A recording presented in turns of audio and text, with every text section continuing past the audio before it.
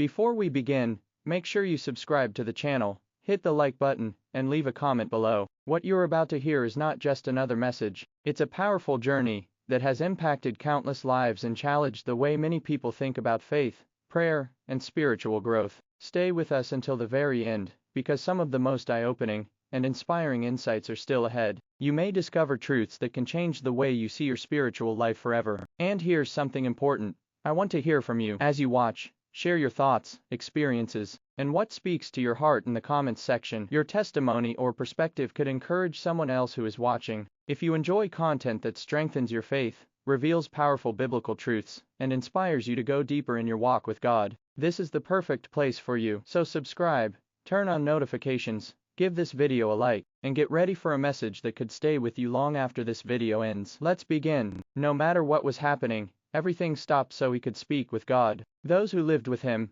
his children, disciples, and family members, had to embrace that rhythm. It was not optional, it was spiritual survival. He taught that fellowship with the Holy Spirit is not maintained with leftover time but through absolute priority. And if prayer was the air he breathed, fasting was the food that sustained him. Babalola lived with an empty stomach and a spirit full of God. He took seriously the words of Jesus concerning certain kinds of demons that come out only through prayer and fasting. Every year during the Lenten season, he would withdraw from ordinary life and enter a 40-day fast. 40 days seeking the face of God, like Moses, like Elijah, like Jesus. To him, eating was often a distraction from pursuing God's presence. His wife, a godly woman affectionately known as Mama, frequently had to persuade him to eat because, left to himself, he would continue fasting. He did not fast for cars. He did not fast for houses. He did not fast for money. He fasted because he hungered for God. He fasted to keep the sword of the Spirit sharp. And speaking of money, one of the greatest proofs of this man's character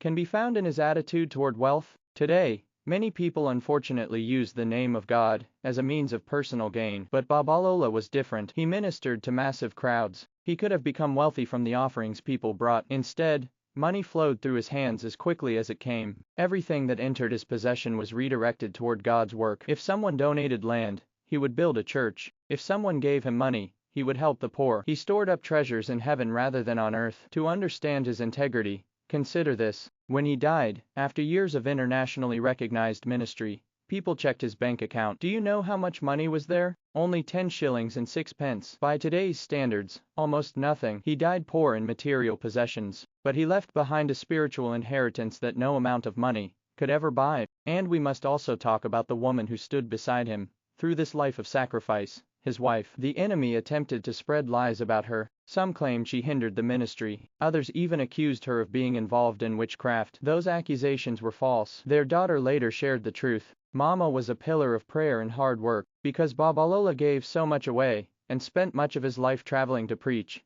she often carried the responsibility of supporting the household. She sold beans and other products in the marketplace. She provided food for the family. She even helped feed the many visitors who came seeking her husband. She not only endured his long absences, she supported the ministry through her own labor and sacrifice. Behind this great man of God stood a faithful woman holding the rope. But this life of extreme holiness, worn knees, and empty pockets produced an authority that even nature seemed unable to resist.